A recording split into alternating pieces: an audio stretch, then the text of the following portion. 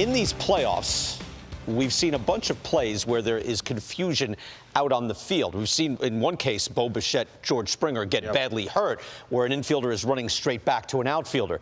And now we've seen, too, where Cleveland against the Yankees seemed to put a ball twice, like right there, and it was just chaos. So, Bo, in all your experience in playing baseball, coaching baseball, managing baseball, what is supposed to happen, or is it just chaos? Well, it's not chaos. These are all the things that you work on in spring training. So we're going to go back to day 2 of spring training when you normally do fly ball communication.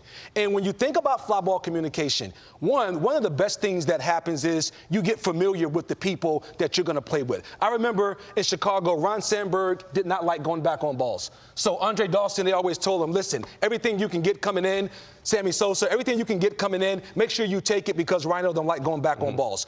Well, when you see all the moving parts that the Yankees have because of injuries and trying to get to their lineup, get some offense in there, when we go back to last night, you're looking at a situation where Cabrera and the left fielder Hicks, they probably haven't had too much practice together, but let's just go to the fundamentals of this. One, the left fielder has to take charge. 2, if you're the infielder going back on the ball, the infielder that goes back on the ball should never call for the baseball. Only thing you can do is go catch the ball because the outfielder has priority. So in fly ball communication, if only the person with priority is talking, it makes it easy for the others. If you hear something, you know to get out. But the reason he can't hear Hicks calling for the ball is because he's calling for the ball. So if we all start calling for the ball at the same time, now you're going to get collisions. So let's try to take a look at this and Aaron Hicks coming in on the ball and not calling for the ball as emphatically as he should have. Aaron Hicks has to take control right now. I got it. He does not. Donaldson ends up getting the ball, throwing the ball away. That was the play against Cleveland. Right.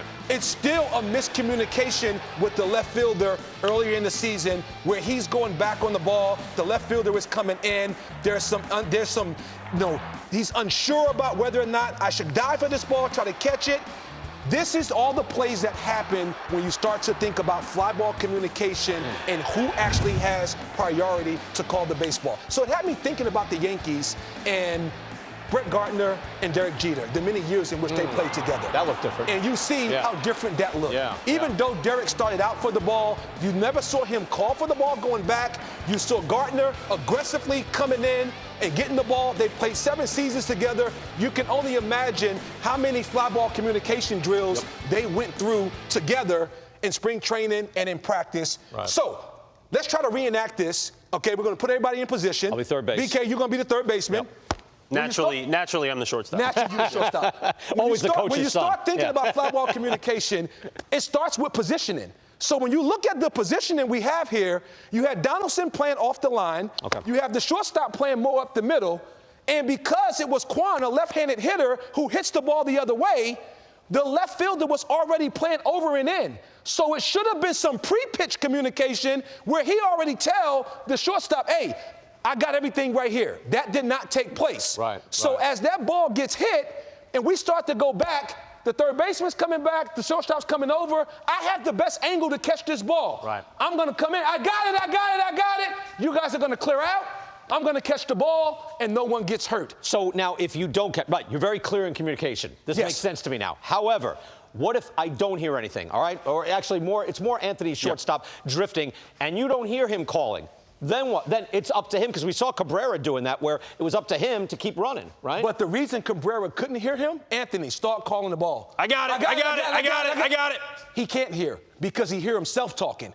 So he's not to speak at all. He's not to speak I'm not at to all. speak at all. All you can do is catch the baseball. So I'm running. What the infielder has to do, when they go back on the ball, it's all hand signals. Because the outfielder can see that. Okay. They can see hand signals. So you're Because I'm running in, I can see hand signals. I can't hear you. You can't hear me. It's 50,000 people screaming. How often does a guy get waved off? So if Anthony Moore has a beat on this ball and he can wave you off and you're out? He can wave me off, and at that point, I would let him catch the ball. Okay. That's how you protect people. I think we just solved everything.